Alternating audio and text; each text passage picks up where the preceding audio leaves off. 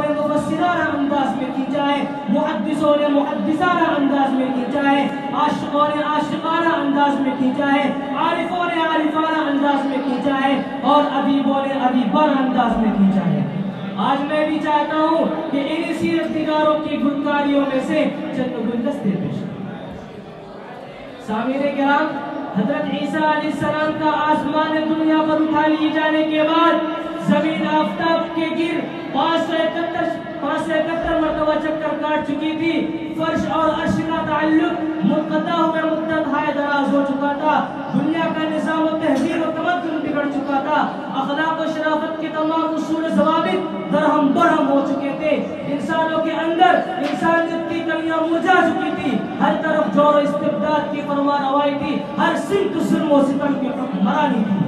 खुदाए ज़ुल जलाल वल इकराम की वफादारी के मुआहदे गुनहगार लोगों ने एक एक करके तोड़ दिए थे। कोई गर्दन न थी जो अल्लाह के आस्ताना जलाल व जबरूत पर झुके।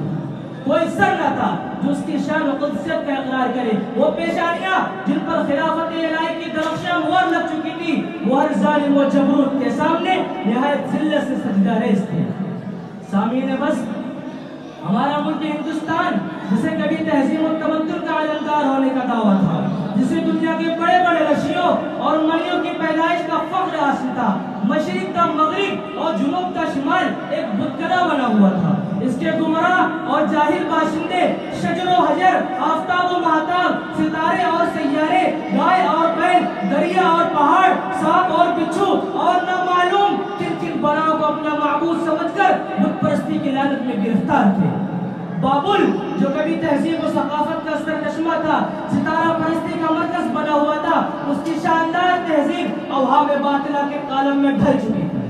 रोम यूनान की मरऊब कुन शान और शौकत और मुतहय्यर साजत मिट चुकी थी। मुहासिन की जगह मसाइब ने ले ली थी और खूबियों की जगह बुराइयों ने डेरे डाल रखे थे। ईरान का नामूस मज़दूकियों के इख्तिलार परस्त हाथों बेशर्मी और बेहयाई के कुर्बान गाह पर कुर्बान किया जा चुका था। सामीने किराम, यूं तो कुर्रे अर्ज़ के हर तबका में इंसानियत व शराफत का नाम निशान मिट चुका था। सित्ते अर्ज़ के गोशा गोशा पर ज़लालत व जिहालत, बदतमीज़ी, बेहयाई, फिस्क व फुजूर का दौरा था। जज़ीरे नुमा अरब, जहाँ शैतानी हुकूमत की शान व शौकत का इक़्तिदार पूरे उरूज पर था, उसके दरिंदा सिफत बाशिंदों ने अक़्ल व अख़लाक़ के तमाम आईन व क़वानीन बाद अहमद के झलकते हुए जाम में डुबो दिए थे। कुफ्र शिर्क को उसके दरिंदा सिफत बाशिंदों ने अक़्ल व अख़लाक़ के तमाम आईन व क़वानीन बाद अहमद के झलकते हुए जाम में डुबो दिए थे। कुफ्र के दलदल में फंसे हुए गुमराहान अरब ने खाने खुदा को भी बुतखाना बना लिया था। वो पेशानियां जो खाने काबा में जाकर खुदा के हुजूर सजदा रेज़ होने के लिए बनी थी, वो बेजान, बेरूह, बेहिस लात व मनात के सामने झुक रही थी। अशरफुल मखलूक़ात अर्ज़ुल कायनात बन गया था।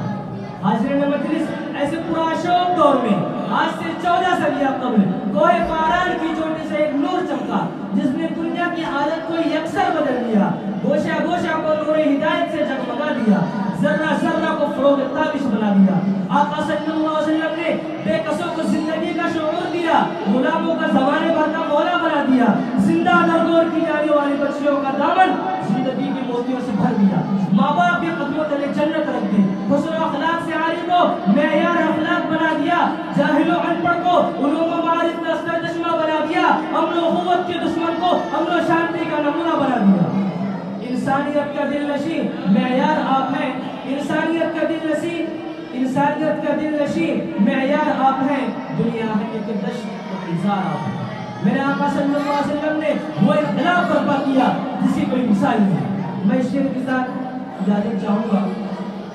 कुछ उनके खुल के नहीं कर ली, कुछ उनके प्यार नहीं कर ली, कुछ उनके खुल के नहीं कर ली, कुछ उनके प्यार नहीं कर ली, मुसफ़्फ़र इस तरह दुनिया शह अबरार नहीं कर ली।